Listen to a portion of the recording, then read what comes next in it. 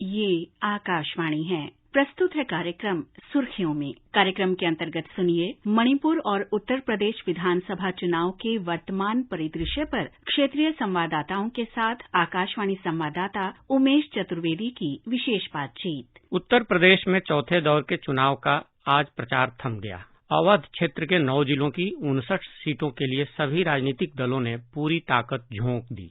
इसी दौर में राजधानी लखनऊ की भी 9 सीटों का मतदान होना है। बेशक चुनाव प्रचार थम गया है, लेकिन उम्मीदवार अब घर घर जाकर मतदाताओं से संपर्क साध रहे हैं। इसी तरह पूर्वोत्तर भारत के खूबसूरत राज्य मणिपुर में चुनाव अभियान अपने चरम पर है। दोनों राज्यों के किन मुद्दों पर चुनाव का फोकस है, इस पर चर्चा के लिए लखनऊ से फोन लाइन पर मौजूद हैं आकाशवाणी संवाददाता सुशील चंद्र तिवारी, जबकि इम्फाल से मणिपुर के चुनावी हालात की जानकारी देंगे जय थाकचंद। सुशील जी, कौन से मुद्दे छाए रहे चौथे दौर के लिए? देखिए, मुद्दे इस दौर में भी वही हैं जो इस वक्त पूरे प्रदेश में आपको सुनाई पड़ रहे हैं।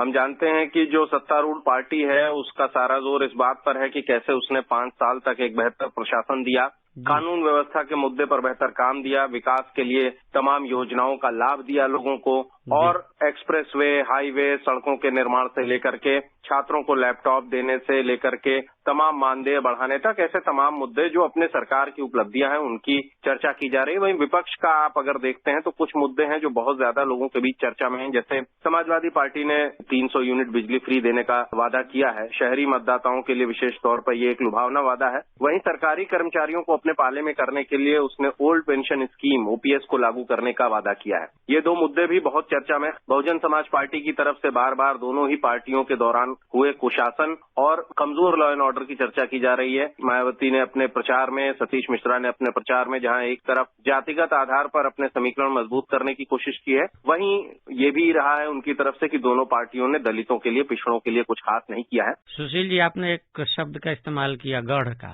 पिछले 3 चुनावों में कई गढ़ ध्वस्त हुए हैं, इस बार ऐसा क्या लग रहा है? देखिए, ऐसा है कि गढ़ एक राजनीतिक शब्दावली में जरूर इस्तेमाल किया जाता है, लेकिन जनता जो है गढ़ जैसी कोई चीज समझती नहीं है। तो जो व्यक्ति पसंद आता है, पार्टी पसंद आती है, जिसकी नीतियां पसंद आती है, उसको वो खुलकर समर्थन करती है। और जब वो खुलकर समर्थन करती है तो हम देख रहे हैं कि पिछले 2 बार से लगातार बहुमत की सरकार बन रही है। और बहुमत की सरकार जब बनती है तो सारे आकलन, सारे गढ़, सारे किले ध्वस्त हो जाते हैं। ऐसे में जिस पार्टी की सरकार बनती है उन जगहों पर भी जीतती है जहां पारंपरिक तौर पर उसका जनाधार बहुत ज्यादा नहीं रहता है। तो स्वाभाविक है किले ध्वस्त होंगे, गढ़ ध्वस्त होंगे, और 10 मार्च को जनता बताएगी कि किसके किले बचे और किसके गढ़ ध्वस्त हो गए। सुशील जी, अभी आपको यहाँ रोकते हैं, अब चलते हैं मणिपुर की राजधानी इम्फाल, जहाँ मौजूद हैं जय थाकचंद जी।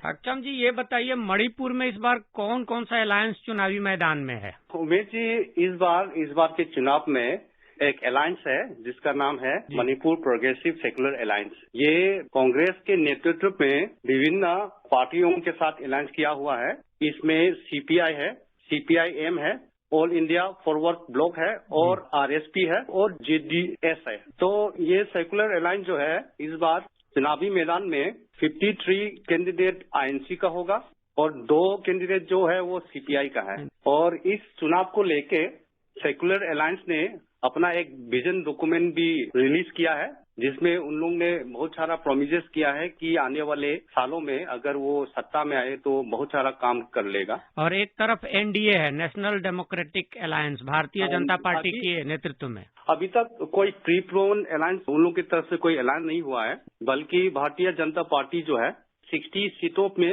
अपना उम्मीदवार खड़ा कर रहा है। जैसे लास्ट टाइम जो हम देखा जाए तो Bharatiya Janata party, national people party और एलजेपी और एनपीए के साथ एक कोलिशन गवर्नमेंट बना था मणिपुर में। बट इस बार ये लोग अपने अपने पार्टी को खड़े हो रहा है और चुनावी प्रचार में वो लोग अपने अपने दल को लेके सरकार में, सत्ता में आने की बात कर रहे हैं। नेशनल पीपुल्स पार्टी भी कोई चुनाव लड़ रही है? हाँ, नेशनल पीपल पार्टी का चुनाव इस बार लड़ रही है। उन लोगों ने अभी इस फर्स्ट फेज और सेकंड फेज दोनों में अपना उम्मीदवार खड़ा किया है।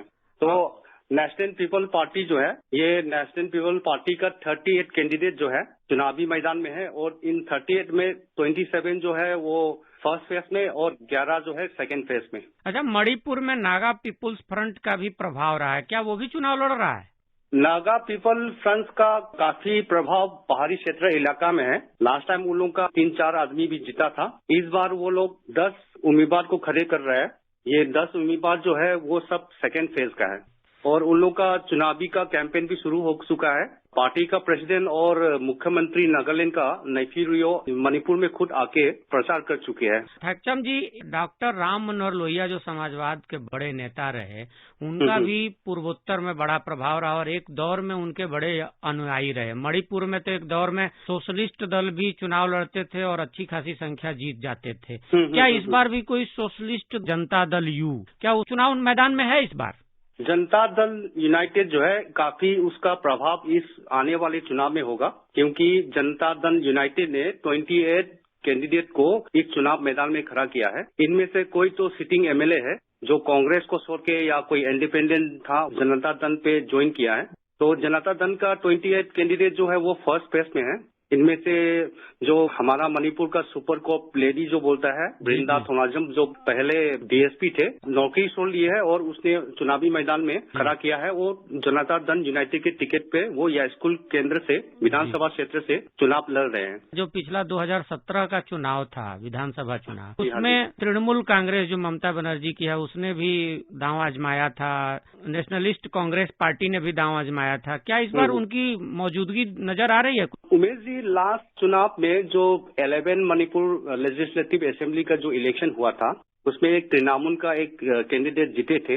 अब उसने तृणमूल कांग्रेस को छोड़ के बीजेपी को ज्वाइन कर ली और इस बार बीजेपी की टिकट पर उसका चुनाव लड़ रहे हैं। कल भाजपा का नेता सर्बानंद सोनोवाल खुद उसके विधानसभा क्षेत्र में आके उसका चुनावी प्रचार में भाग लिया था। बट इस बार जो है तृणमूल कांग्रेस ने कोई भी अपना कैंडिडेट इस इलेक्शन में खड़ा नहीं किया है, बल्कि जो लोक जनशक्ति पार्टी जो है रामविलास पासवान का उसका 3 है और वो फास्ट फेस पोल में लड़ रहे हैं। कुल मिलाकर के मणिपुर का चुनाव बेहद दिलचस्प होने जा रहा है। आपने बहुत सारी जानकारियां दी थैक्चम जी, बहुत बहुत धन्यवाद। Thank you. फिर से चलते हैं सुशील के पास। एक चीज और है कि इस बार आप देखेंगे कि हालांकि पिछले कुछ चुनावों से ये देखा जा रहा है, लेकिन इस बार कुछ ज्यादा ही हुआ है कि तुलसी खासतौर पर सत्ता पक्ष और प्रमुख विपक्षी दल में बहुत ज्यादा दिखी है, मुद्दों को लेकर के, बयानबाजी को लेकर के। इसका मतदाताओं पर क्या असर कुछ नजर आ रहा है? देखिए, जुबानी जंग जिसे कहा जाता है वो बहुत ही तीखी है।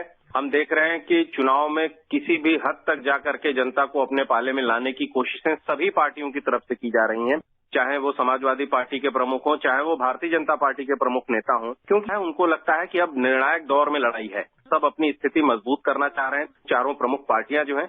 और इस चीज को ध्यान में रखिए कि ये जो 9 जिले हैं, पहली बार ये एक ऐसे फेज का चुनाव है जो उत्तर प्रदेश की एक सीमा से शुरू होकर के पूरा बीच से बांटता हुआ दूसरी सीमा तक गया है। यहाँ तराई के पीलीभीत का जिला है, लखीमपुर का जिला है, जहाँ आपने हाल के दिनों में बहुत सारी सियासी जंग देखी, तमाम मुद्दे चर्चा में रहे। और वहां से अवध होते हुए लखनऊ, उन्नाव, रायबरेली जो कांग्रेस का स्थान रहा है, और वहां से फिर वो लड़ाई चित्रकूट तक चली जाती है। बांदा, चित्रकूट, कुछ बुंदेलखंड के भी जिले हैं, ये क्षेत्र हैं। और देखते हैं कि जनता क्या फैसला सुनाती है। ये जानना चाहेंगे कि पिछली बार क्या प्रदर्शन रहा था राजनीतिक दलों का इन 59 सीटों पर?